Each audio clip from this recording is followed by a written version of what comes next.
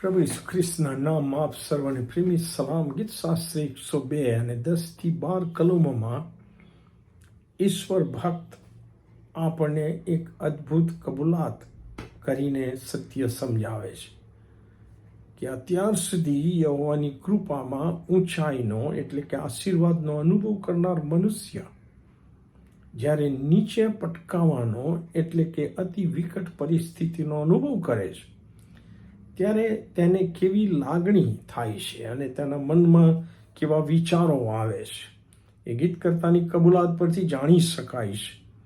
એ કહે છે કે હે યહોવા, અત્યારે મારી જે આકુળ વ્યાકુળ કરનાર પરિસ્થિતિ છે તે તમારા રોષ તથા કોપને કારણે છે, કેમ કે તમે મને ઊંચો કર્યા પછી પાછો નીચે ફેંકી દીધો છે.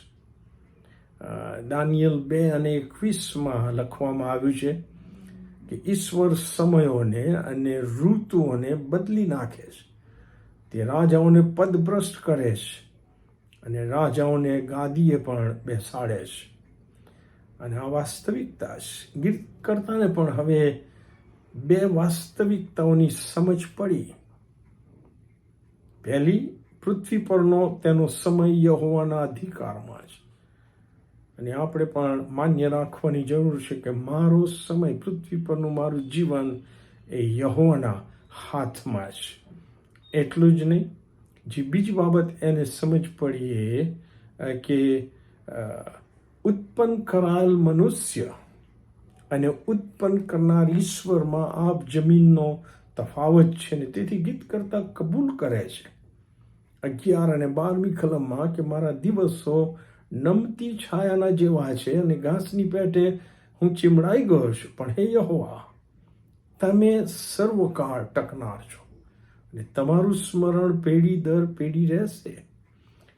ગીતકર્તાએ કરેલા સત્ય કબૂલાત વિશે જ જો આપણે શાંત મનન કરીએ તો મનુષ્ય જીવન સંબંધી ઘણી ગંભીર સત્ય બાબતો આપણને ઈશ્વરની બીકમાં જીવન જીવવા પડકાર આપી જાય છે.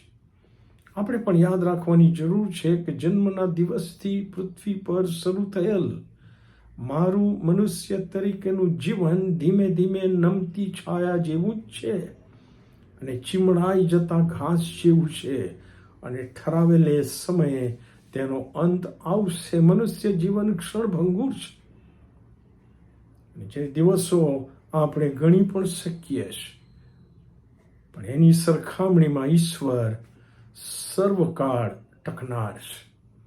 આપણે ભૂલાઈ જવાના છે સાહેબ. 2, 3, 4 પેઢી પછી આપણને કોઈ યાદ કરશે નહીં, એ પણ વાસ્તવિકતા છે. અને ગીત કરતા અહીંયા કબૂલ કરે છે, પણ કહે છે કે યહોવાનું સ્મરણ સર્વકાળ રહેશે. ગીતશાસ્ત્ર 90 અને 2-6 કલમમાં ઈશ્વર ભક્ત મૂસાની કબૂલાત તમે જુઓ. ઈશ્વર અને મનુષ્ય વચ્ચેનો તફાવત ત્યાં સમજી શકાય છે. એ લખે છે કે હે પ્રભુ, પર્વતો ઉત્પન્ન થયા હતા અને તમે પૃથ્વી તથા જગતને રચ્યા હતા તે પહેલા, એટલે અનાદિકાળથી તે અનંતકાળ સુધી તમે ઈશ્વર છો. અને માણસો માટે શું કહે છે? તમે માણસને ધૂળમાં પાછું મેળવી દો છો અને કહો છો કે મનુષ્ય પુત્રો પાછા ફરો, કેમ કે તમારી દૃષ્ટિમાં 1000 વર્ષો વીતી ગયેલી કાલના જેવા અને રાતના એક પહોર જેવા છે. તમે તેઓને રેલની માફક તાણી જાઓ છો. તેઓ નિદ્રા જેવા છે, તેઓ સવારમાં ઉગતા ઘાસ જેવા છે. સવારમાં તે ખીલે છે તથા વધે છે, સાંજે તે કપાઈ જાય છે તથા ચીમડાઈ જાય છે. અને આ વાસ્તવિકતા વાળો યાદ રાખીએ કે આપણું જીવન ક્ષણભંગુર છે. થોડા દિવસોનું, અઠવાડિયાઓનું, મહિનાઓનું કે વર્ષોનું છે, કે જેમાં જીવેલું જીવન આપણો અનંતકાળ નક્કી કરશે. એટલું જ નહીં, બીજું યાદ રાખો કે તમે કે હું પોતાને ગમે તે માનતા હોય, પણ જ્યાં સુધી આ પૃથ્વી પરના જીવનને લાગે વળગે છે ત્યાં સુધી આપણે વિસરાઈ જઈશું.